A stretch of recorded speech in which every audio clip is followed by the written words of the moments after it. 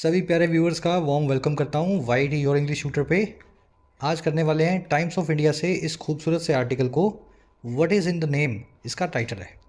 Times of India का editorial है, बहुत प्यारा लिखा हुआ है और ये आपको बताता है कि आप यानी कि सरकार किसी भी इंसान को अपना नाम बदलने से भारत में नहीं रोक सकती है। और नाम क्यों बदला जाना ज़रूरी हो जाता है कुछ लोगों के लिए, और नाम बदलने से क्या क्या फ़ायदे आपको हो सकते हैं। चलिए इस अजीब से इंटरेस्टिंग से इशू पे लिखे हुए इस आर्टिकल को पढ़ेंगे अपने क्विज़ के साथ में। जो भी आप इस क्लास में सीखेंगे इस क्विज़ पे आपको अप्लाई करना है। सॉल्यूशंस क्लास के लास्ट में करवाता हूँ आपको क्विज़ के। मन से सीखो, सब चीज़ों को इस पर अप्लाई करो। 8 में से 8 आपको मार्क्स मिलने चाहिए। शुरू करें क्लास को, आइए कुछ नया सीखते हैं।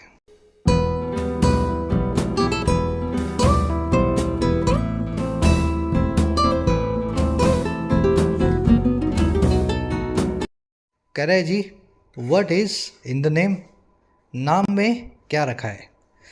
इंट्रोगेटिव सेंटेंस है, लास्ट में क्वेश्चन मार्क आया हुआ है।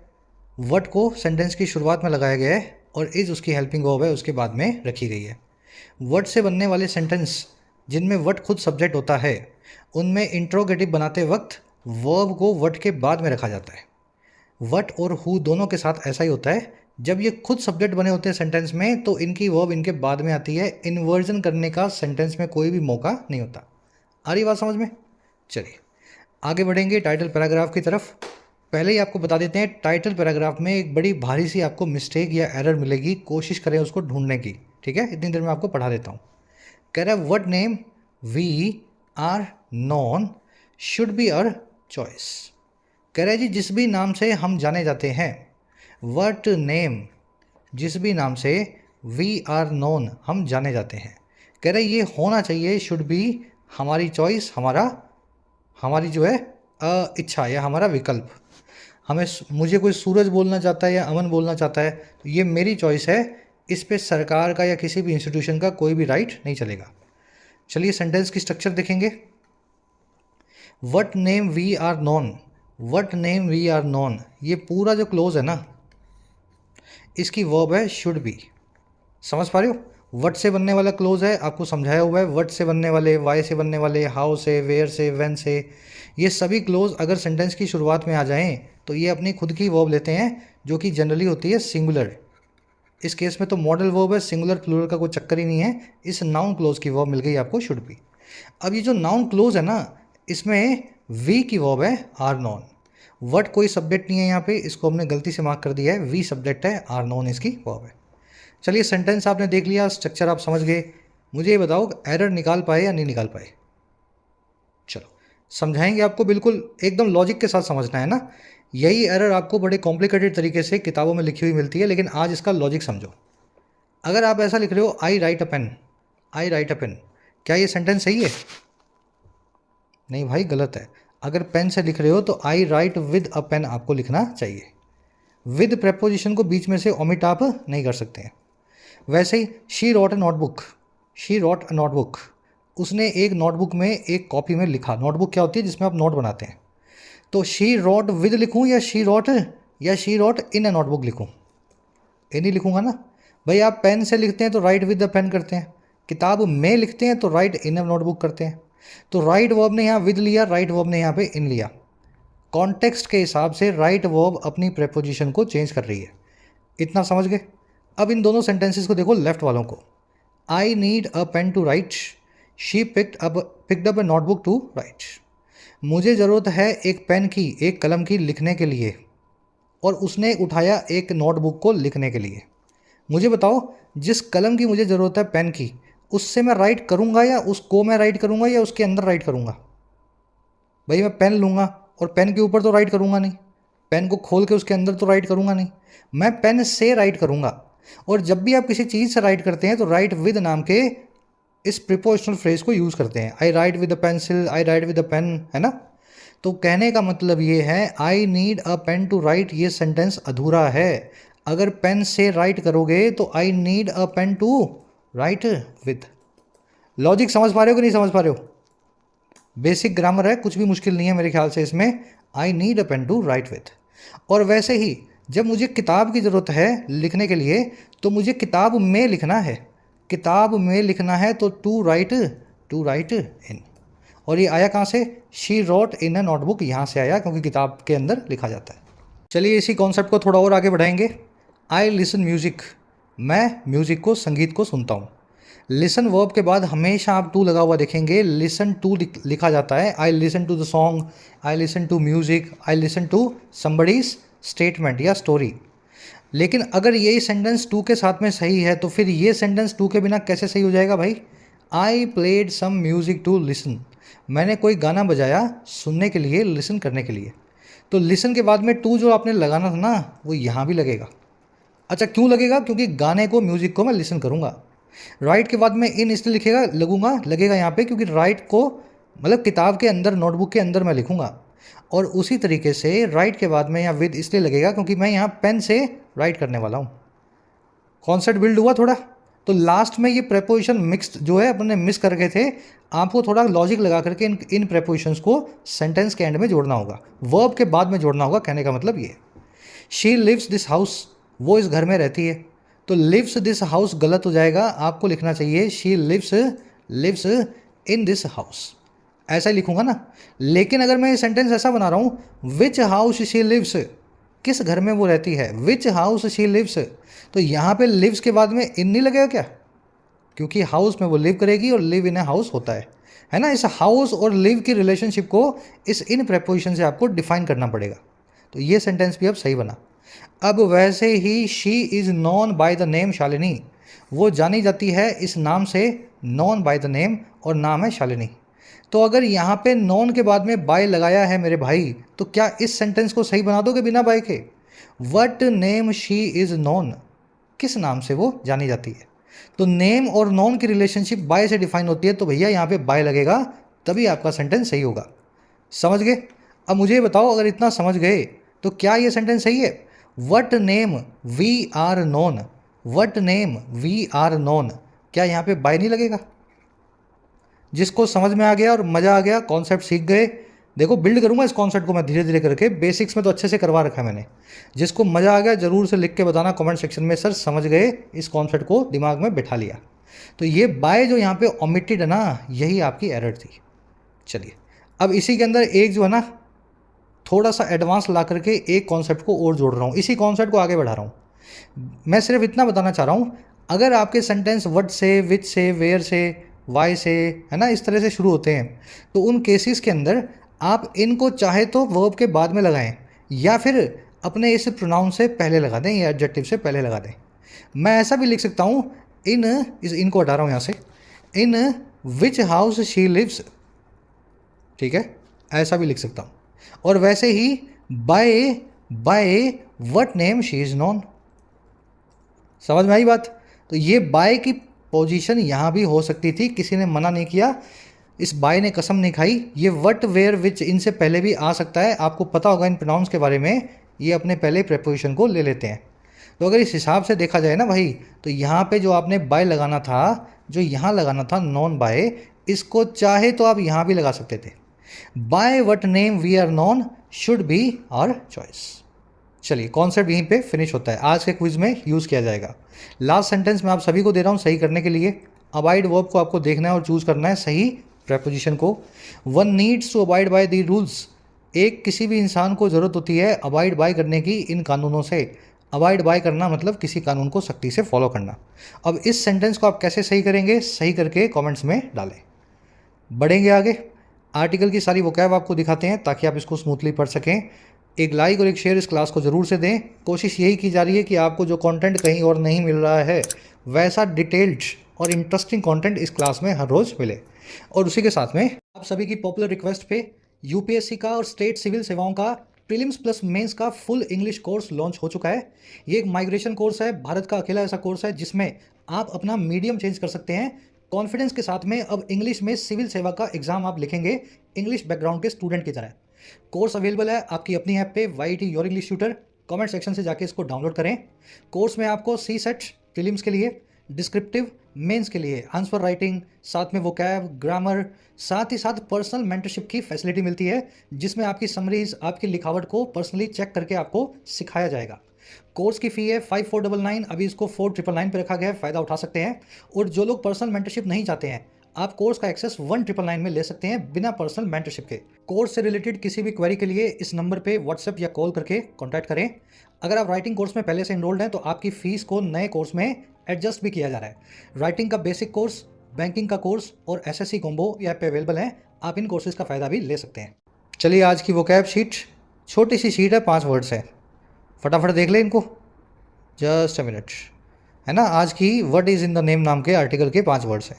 पहला वर्ड है विम्सिकल, बहुत बार देख चुके हो।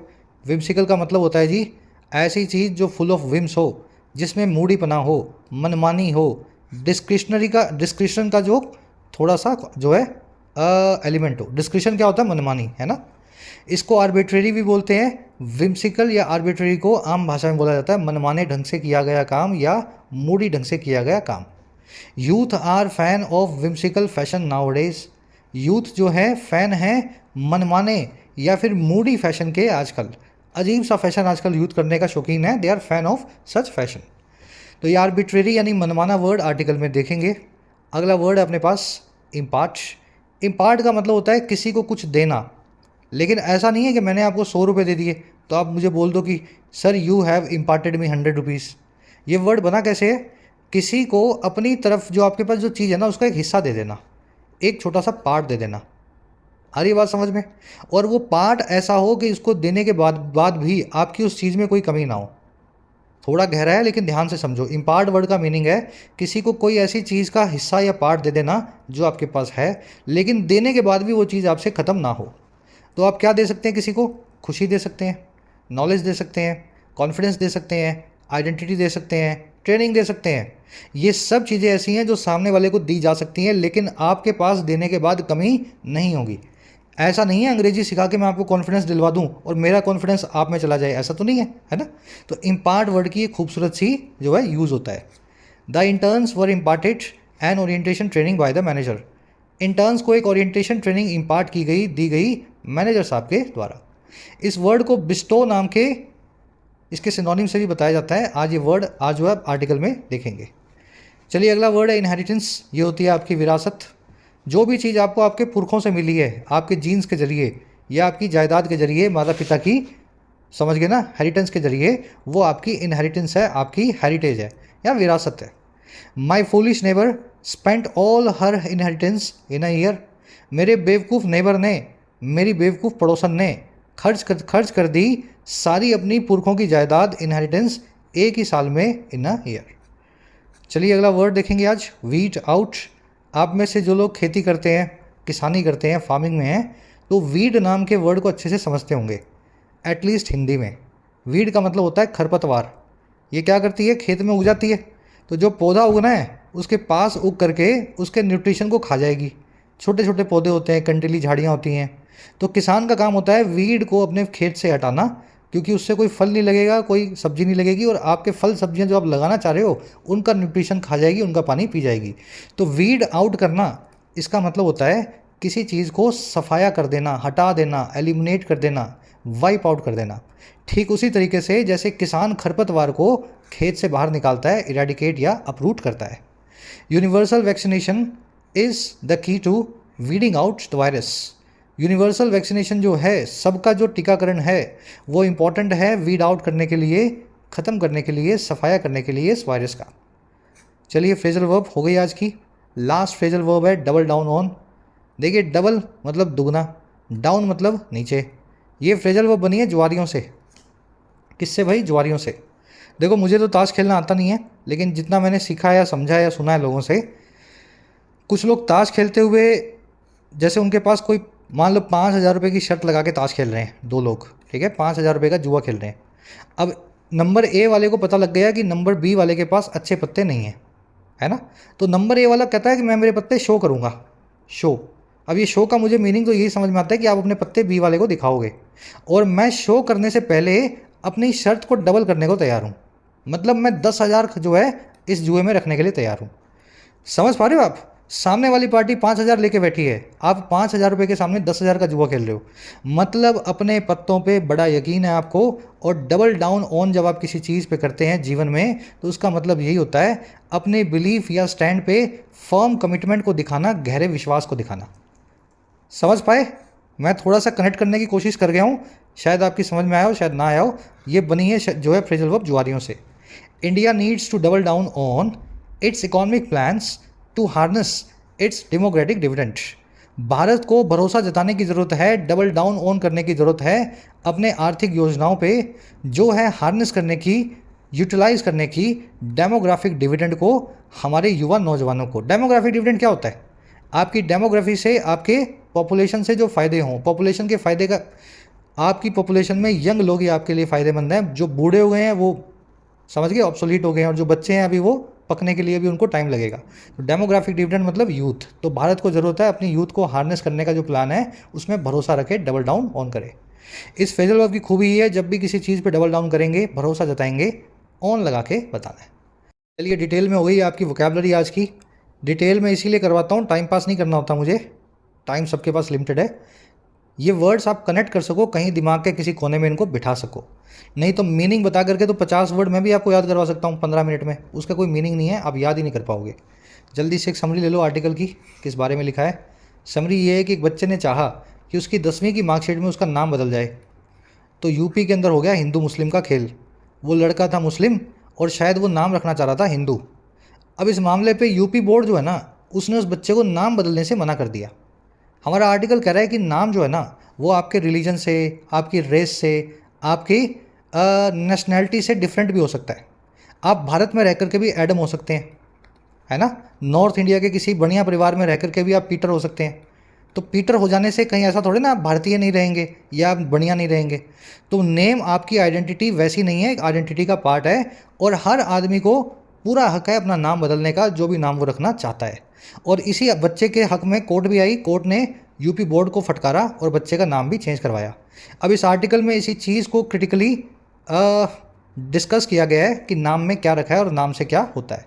इंटरेस्टिंग आर्टिकल है, आज शुरू करेंगे इसको। आज की टोन है असर्टिव, असर्ट कर रही है हमारे अधिकार को नाम बदलने के, और साथ ही आज की टोन है कुछ हद तक सजेस्टिंग, सजेस्ट कर रही है सरकार को क्या करना चाहिए। शुरू करें। कह रहा है जी, that changing one's name is a fundamental right has been made crystal clear by the Allahabad High Court. कह रहा है जी, दैट ये बात की, कौन सी बात भाई? चेंज कर देना एक आदमी के नाम को। कह रहे ये जो नाम चेंज करने का काम है ना, ये एक मूलभूत अधिकार है, फंडामेंटल राइट है। और किसका? हम सभी का। कह रहे ये जो बात है ना, ये बात हैज़ बीन मेड, इस बात को मेड कर दिया गया है, बना दिया गया है, एकदम साफ क्रिस्टल क्लियर, एकदम साफ क्रिस्टल क्लियर। और किसके द्वारा? इलाहाबाद हाई कोर्ट के द्वारा, यूपी की हाई कोर्ट के द्वारा। आई बात समझ में? चलिए, दैट की वर्ब है has been made, passive voice में। चेंजिंग की वर्ब है इज़। चेंजिंग एक जीरेंड है और जीरेंड हमेशा सिंगुलर वर्ब लेता है, आपको पता होगा जीरेंड सिंगुलर वर्ब्स लेते हैं। कोर्ट है, हाई कोर्ट, सुप्रीम कोर्ट, सरकारी कोई एजेंसी है, आरबीआई, सेबी, है ना, सब अपने आगे द लेती हैं। जो भी चीज़ गवर्नमेंट मशीनरी का पार्ट है, नॉट फॉर प्रॉफिट काम कर रही है, उसके आगे आप द लगाएंगे उस चीज़ को प्रॉपर नाउन बना करके। और आगे बढ़ो। कह रहा है जी, एक सेकेंड, कह रहा है brief facts of the case are these. कह रहा है जी, संक्षेप में अगर फैक्ट्स दिए जाएं इस पूरे केस के तो वो ये हैं। अब ये कॉलम लगा के पूरे फैक्ट्स आपको बताएगा। After Shahnawaz legally changed his name to Mohammad Sameer Rao and applied for his this change in his school certificates to the UP education board rejected his application. कह रहे जब शाहनवाज नाम के आदमी ने लीगली बदल लिया अपना नाम, और क्या बदल लिया? चेंज कर दिया समीर राव के नाम से मोहम्मद समीर राव, और फिर इस बंदे ने अप्लाई किया एक बदलाव के लिए, चेंज के लिए, अपने स्कूल के सर्टिफिकेट्स में भी, 10वीं 12वीं की मार्कशीट में भी। तो फिर क्या हुआ? यूपी का जो शिक्षण मंत्रालय है, एजुकेशन बोर्ड है, उसने रिजेक्ट कर दिया, खारिज कर दिया इस शाहनवाज की एप्लीकेशन को। कह रहे लेकिन ये सब तो हुआ, लेकिन but the court found this rejection arbitrary and miss directed in law. लेकिन कोर्ट ने पाया इस पूरे रिजेक्शन को मनमाना, यानी कि आर्बिट्ररी, और गलत तरीके से सोचा समझा गया, मिस डायरेक्टेड हुआ लॉ के हिसाब से, कानून के हिसाब से। तो ये पूरा किस्सा है। यूपी बोर्ड से, एजुकेशन बोर्ड से तो शाहनवाज को इंसाफ नहीं मिला। बोर्ड ने शाहनवाज का नया नाम जो है मार्कशीट पे लिखने से मना कर दिया, लेकिन कोर्ट ने बताया बोर्ड को भी और सारी भारत को भी कि ये जो काम कर रहा है ना बोर्ड, ये बड़ा मनमाना है और कानून के हिसाब से गलत है, मिस डायरेक्टेड है, इनएक्यूरेट है। चलिए सेंटेंस की स्ट्रक्चर देखेंगे। फैक्ट्स की वर्ब है आर, फैक्ट्स की वर्ब है आर। शाहनवाज की वर्ब है चेंज्ड, चेंज किया तो टू लगा के बता रहा है इस चीज़ में, इस नाम में चेंज किया। शाहनवाज की दूसरी वर्ब है applied, Shahnawaz change and Shahnawaz applied. Education board की वर्ब है रिजेक्टेड, पहली वर्ब। कोर्ट की वर्ब है फाउंड, है ना। आर्बिट्रेरी का मतलब होता है मनमाना, विम्सिकल, मूडी, डिस्क्रिशनरी, जिसमें समझ गए ना अपने हिसाब से आप चीज़ें करते हो। मिस डायरेक्टेड मतलब जिसकी डायरेक्शन गलत है, जो गलत तरीके से है, मिसगाइडेड है। फिर क्या हुआ, कह रहा है जी it said that name imparts a unique identity to each human being and choosing changing it is a constitutionally protected freedom. कह रहा है जी इट ने ऐसा कहा। अब ये इट कौन है यहाँ पे, इट शाहनवाज है, एजुकेशन बोर्ड है, या फिर कोर्ट है। ये सेंटेंस आपको पढ़ के आइडिया लगेगा। कह रहा है जी इसने ऐसा कहा, दैट वो ये कि नाम जो है इम्पार्ट करता है, देता है एक यूनिक सी आइडेंटिटी को, एक ख़ास पहचान को, हर आदमी के लिए, हर ह्यूमन बीइंग के लिए। और चूज़ करना या बदल देना इस नाम को, ये एक कॉन्स्टिट्यूशनली प्रोटेक्टेड फ्रीडम है, संवैधानिक तौर पे सुरक्षित आपका अधिकार है, आज़ादी है। अब ये बात किसने कही होगी, ये बात ऑफ कोर्स हमारी इलाहाबाद हाई कोर्ट ने बोली है।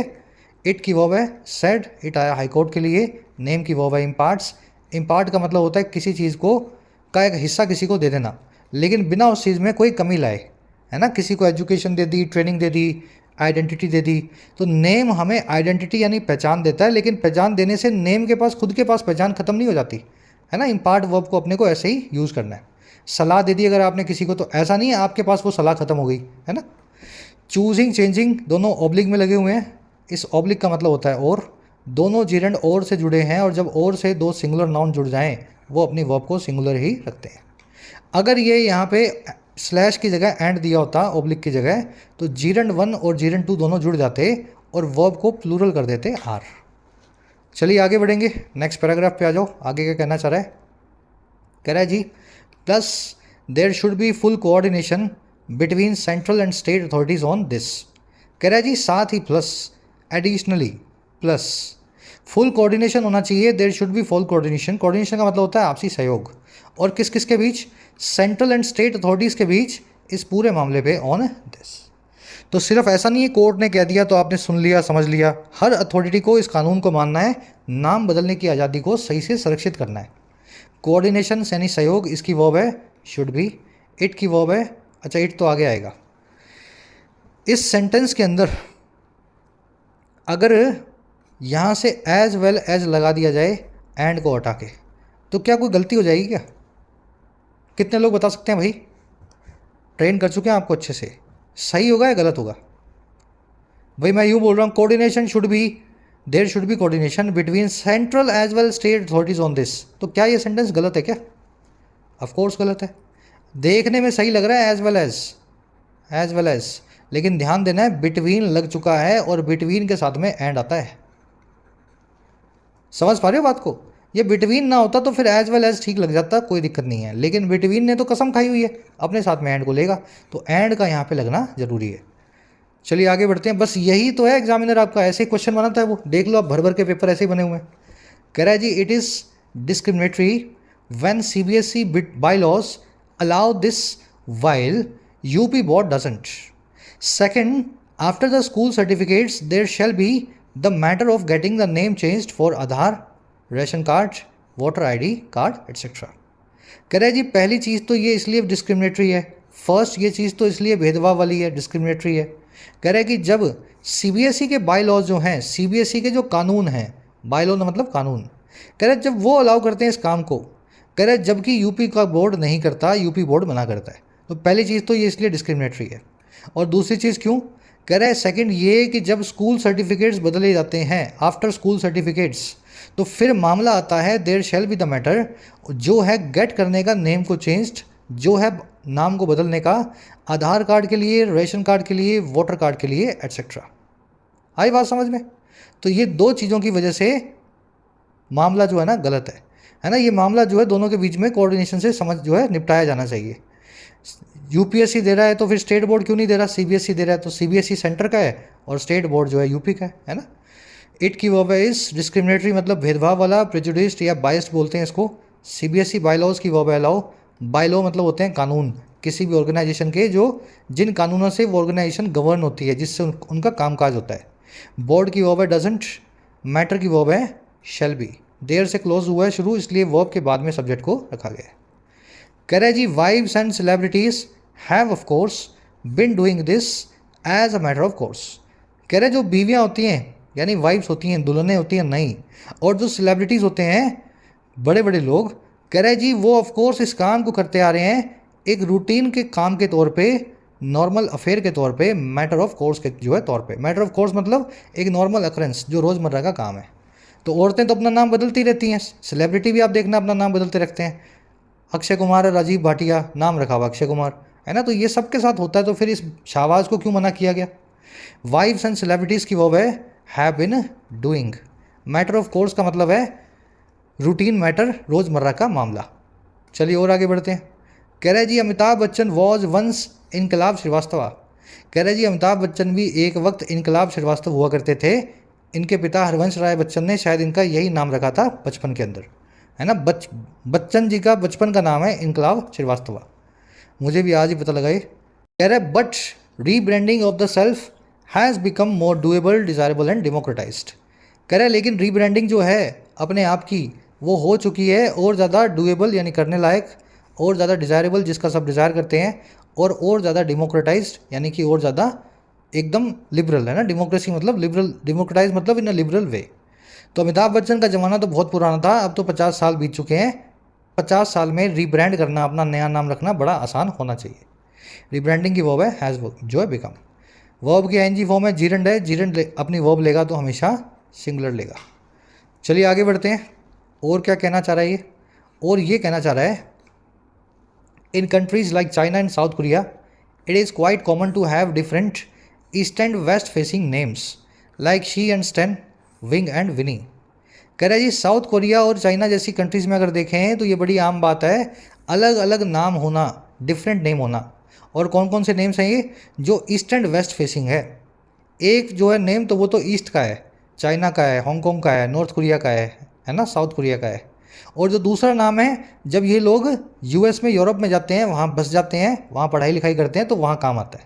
तो इन कंट्रीज़ में दो दो नाम रखने का बड़ा ही अच्छा सा चलन है। जैसे कि चाइना में लड़की का नाम होगा शी या लड़के का नाम होगा शी, बंदे का नाम हो जाएगा अमेरिका में जाके स्टैन, वहाँ पे होगा विंग नॉर्थ कोरिया में, साउथ कोरिया में, और यूरोप में जाके हो जाएगा विनी। ठीक है, विंग कोई लड़की होगी, विनी बन जाती है यूरोप में जाके।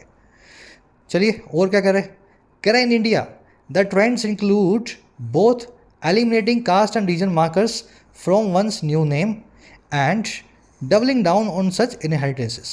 कह रहे इंडिया का खेल अलग है, दुनिया चांद पे पहुंच गई और ये अभी भी कास्ट और रिलीजन में फंसा हुआ है। कह रहे अगर भारत की बात करें ना तो भारत का ट्रेंड ऐसा ही है अभी भी, जिसमें शामिल है दोनों ही चीज़ें। नाम बदलने का जो रिवाज है उसके अंदर दोनों ही चीज़ें शामिल हैं। कौन कौन सी चीज़ें, पहली चीज़ तो एलिमिनेट कर देना, ख़त्म कर देना, हटा देना, सफाया कर देना अपनी कास्ट और रिलीजन के मार्कर्स को। और कहाँ से, अपने नए नेम में से।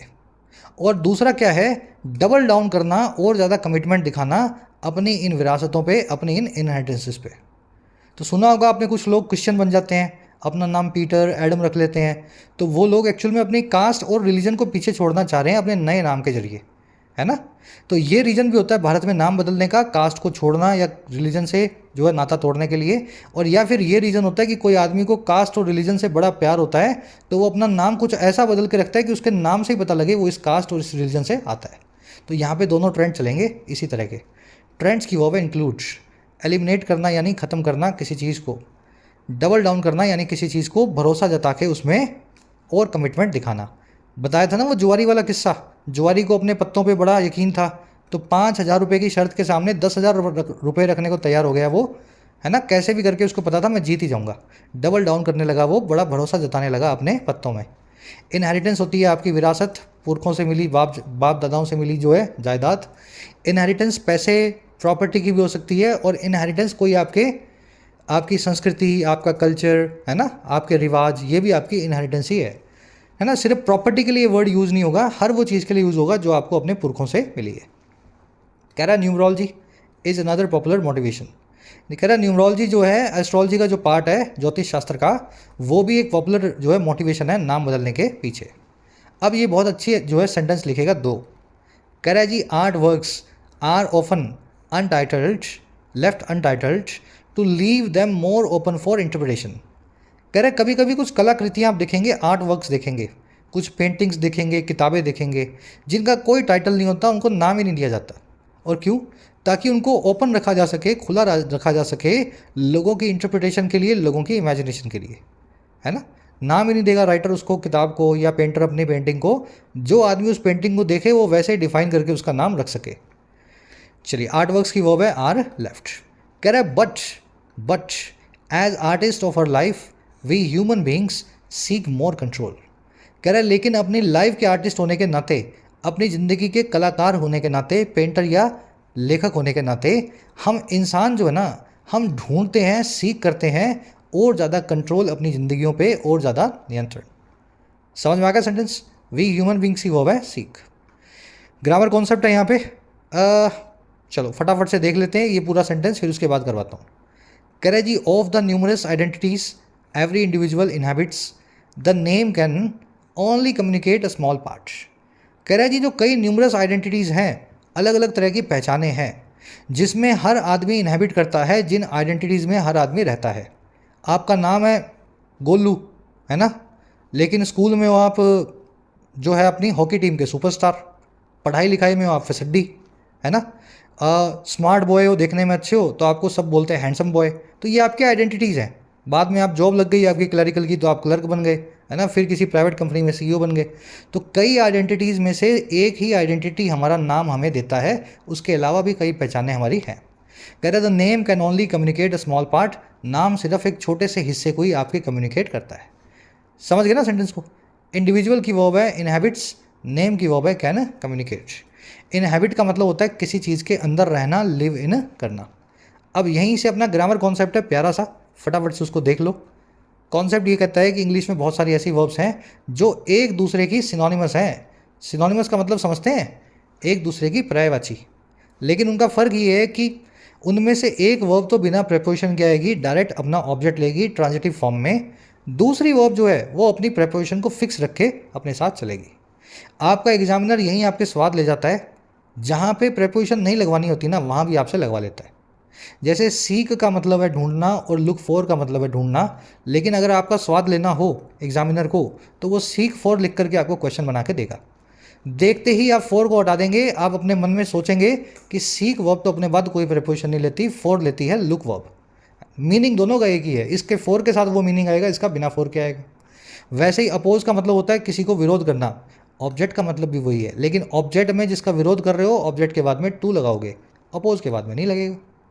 आंसर का मतलब है जवाब देना, रिप्लाई का मतलब है जवाब देना, यहाँ कुछ भी नहीं, यहाँ टू। रीच का मतलब है पहुँच जाना, अराइव का मतलब है पहुँच जाना, यहाँ ऐड, यहाँ पे कुछ भी नहीं। आ रही बात समझ में ना? अवेट का मतलब है इंतजार करना, वेट का मतलब है इंतजार करना, वेट के बाद में फोर लगाओगे, अवेट के बाद में नो प्रेपोजिशन। अब इन वर्ब्स को दिमाग में बिठा लो, देख लो, 10 ही हैं, 9 या 10 हैं। बार बार आप इन पे क्वेश्चंस और सेंटेंसेस बने हुए देखेंगे। फॉर एग्जाम्पल, सीक के बाद में फोर नहीं आता, इनहेबिट के बाद में इन नहीं आता, है ना। तो देखो सीक के बाद में यहाँ फोर नहीं लगाया, इनहेबिट के बाद में इन नहीं लगाया। अगर यहाँ पे लुक लिखता लुक तो फिर फोर लगाना पड़ता, अगर यहाँ पे लिव लिखता लिव तो फिर इन लगाना पड़ता। चलिए कुछ क्वेश्चंस भी हैं, लेकिन मेरे ख्याल से अच्छे से आप समझ चुके हो इस कॉन्सेप्ट को। तीनों क्वेश्चंस को खुद से ट्राई दे लो और कॉन्फिडेंस आपके अंदर आएगा। बढ़े आगे, देना इनको ट्राई, डालना कमेंट्स में, तीनों के आंसर बनाओ और कमेंट्स में डालो। आपके कमेंट्स मैं सारे पढ़ता हूँ, रिप्लाई नहीं कर पाता हूँ मैं, लेकिन जब आप रिप्लाई खुद करते हो ना तो मुझे बहुत मज़ा और सेटिस्फेक्शन आता है देख करके कि जो मैं सिखा रहा हूँ अपना टाइम निकाल करके, उस टाइम का लोग यूटिलाइज़ करके कुछ सीख रहे हैं। मैं हो सकता है मोस्ट प्रोबेबली एक एक बच्चे और एक एक बच्ची को उसके नाम से जानता हूँ जो कमेंट करता है ना। टाइम नहीं मिलता यार, सबका मैं रिप्लाई नहीं कर सकता हूँ, लेकिन आपको आपके नामों से मैं पहचानता हूँ जो रेगुलर कमेंट करने वाले हैं। कह रहा है but if this name feels inadequate, jarring और painful, changing it has big significance. कह रहा है लेकिन अगर ये नेम आपको फील हो, आपको महसूस हो किसी तरीके से कमतर, इनएडिक्वेट, या पेनफुल यानी दर्द भरा, या फिर जारिंग अनप्लेजेंट लगे, आपको सुनने में अजीब सा लगे, है ना, कर्कश सा लगे, तो बदल देना इसको एक बड़ा सिग्निफिकेंस वाला काम है, बड़ा इंपॉर्टेंट काम है। आई बात समझ में? चलिए, नेम की वर्ब है फील्स, चेंजिंग की वर्ब है हैज़। कह रहा है official bodies that so freely go about renaming places and institutions should not obstruct citizens exercise of this right for the self. सरकारी जो बॉडीज़ हैं भारत की किसी ना काम की, कह रहे जो फ्रीली बड़ी आज़ादी से टहलती घूमती हैं, गो अबाउट करती हैं। गो अबाउट करना मतलब ऐसे ही टहलते टहलते किसी काम को कर देना, है ना, मन में आ गया चलो आज ये करते हैं। कह रहा है जी सरकारी एजेंसियां जो कि बड़ी आसानी से टहलते घूमते गो अबाउट करते हुए परफॉर्म करती हैं इस काम को, और जो काम है जगहों के नाम चेंज करने का, आज इस सड़क का नाम ये है, आज इस गली का नाम ये है, और इंस्टीट्यूशंस के नाम चेंज करने का। कह रहा है ऐसी ऑफिशियल बॉडीज़ को ना, ऐसे सरकारी महकमों को ऑब्स्ट्रक्ट नहीं करना है, रास्ते में टांग नहीं फंसानी है सिटीजन्स के उस एक्सरसाइज में, सिटीजन्स के उस यूज़ में, एक्सरसाइज में, इसी अधिकार के, इसी राइट के जो उनके खुद के लिए उनका है। सरकार तो कभी भी किसी का नाम बदल देती है, लेकिन शाहबाज को जब अपना नाम बदलना था तो उसको कोर्ट तक जाना पड़ा। तो इस तरह से किसी को परेशान करने की ज़रूरत एक लोकतांत्रिक देश में नहीं होनी चाहिए। बॉडीज़ की वर्ब है गो अबाउट। गो अबाउट मैंने आपको बता दिया, टहलते टहलते किसी काम को कर देना, है ना, एकदम लिबरल वे में, मन में आ गया मुंह उठा करके आज कुछ काम कर दिया। When you go about something, आप इसी तरीके से कैजुअल वे में किसी काम को करते हैं। दैट की वर्ब है, दैट की वर्ब है गो अबाउट। दैट आया बॉडीज़ के लिए। बॉडीज़ की एक्चुअल में वर्ब है शुड नॉट ऑब्स्ट्रक्ट। ऑब्स्ट्रक्ट का मतलब होता है चीज़ों को टांग फंसा के रोकना, है ना, रास्ते का रोड़ा बनना, किसी काम में रुकावट डालना। इंटरेस्टिंग आर्टिकल था, छोटा सा है, जल्दी से अपने क्विज पे आ जाओ। फर्स्ट क्वेश्चन देखो अपना, इनमें से कौन सा वो मोटिवेशन नहीं है भारत में लोगों के नाम बदलने के पीछे जिनका जिक्र इस पैसेज में किया गया है। तो भारत में लोग क्यों क्यों नाम बदलते हैं, किस किस रीज़न से नाम बदलते हैं, तो जो रीज़न इस आर्टिकल में नहीं बताया गया ना, उसको आपको आंसर बनाना है आपको, ठीक है। अपनी कास्ट को इम्ब्रेस करने के लिए रिलीजन को, या अपनी कास्ट रिलीजन से पीछा छुड़ाने के लिए, या एस्ट्रोलॉजी बिलीव्स के चक्कर में, या फिर भारत से बाहर जाते हुए अंग्रेज़ों जैसा अपना नाम रखने के चक्कर में। चारों में से क्या रीज़न है वो अपना नाम भारत में जनरली लोग नहीं बदलते हैं, जिस रीज़न की वजह से। चलिए अगला क्वेश्चन देखो। फर्स्ट क्वेश्चन का आंसर, हर क्वेश्चन का आंसर फर्स्ट कमेंट में डाल दिया है, अपने आंसर्स निकालो और मेरे वाले से मैच करो।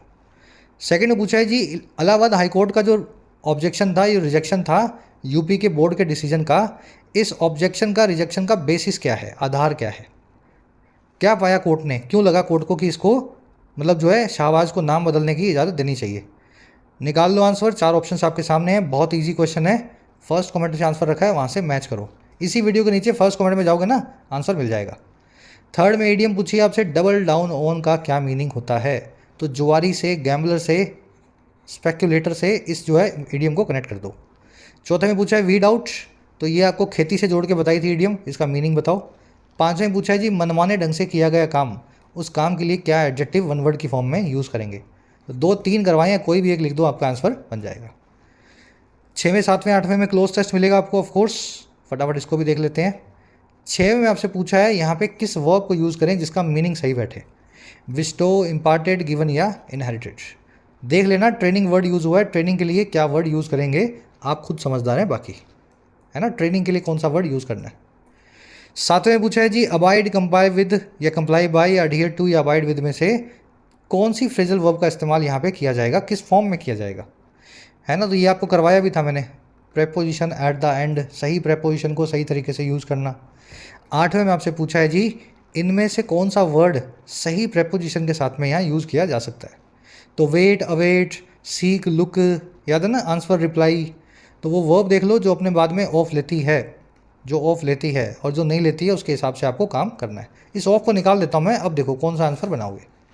मुलाकात लेंगे आपसे नेक्स्ट क्लास में। आउट ऑफ 8 कितने मार्क्स मिले ज़रूर से बताना, ठीक है। एक लाइक और एक शेयर क्लास को ज़रूर से दें। अंटिल देन कोर्सेज अवेलेबल हैं ऐप पे, जाके फ़ायदा ले सकते हो। टाइम रहते ही कोर्सेज का फ़ायदा लेना है, ऐसा ना हो लास्ट मोमेंट पे आकर के आप मैसेज करें सर 15 दिन रह गए, 1 महीना रह गया। अभी जब वक्त है पढ़ने का तो पढ़ाई पे पूरा ध्यान दो। कंटेंट सारा अवेलेबल है एप्लीकेशन पे, राइटिंग का, एसएससी का और बैंकिंग का। ऐप को जाओ, कमेंट सेक्शन से डाउनलोड करो, फर्स्ट कमेंट से लिंक रखा है। कोई भी क्वेरी हो, ये नंबर है व्हाट्सएप का, टीम से आप मैसेज करके बात कर सकते हैं।